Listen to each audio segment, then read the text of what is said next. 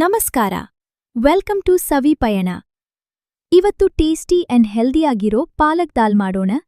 ಮೊದಲು ಅರ್ಧ ಕಪ್ ತೊಗರಿಬೇಳೆ ಮತ್ತು ಅರ್ಧ ಕಪ್ ಹೆಸರುಬೇಳೆ ಚೆನ್ನಾಗಿ ತೊಳೆದು ಕುಕ್ಕರ್ಗೆ ಹಾಕಿ. ಇದಕ್ಕೆ ಈರುಳ್ಳಿ, ಟೊಮ್ಯಾಟೊ, ಅರಿಶಿನ ಮತ್ತು ಉಪ್ಪು ಸೇರಿಸಿ ಮಿಕ್ಸ್ ಮಾಡಿ.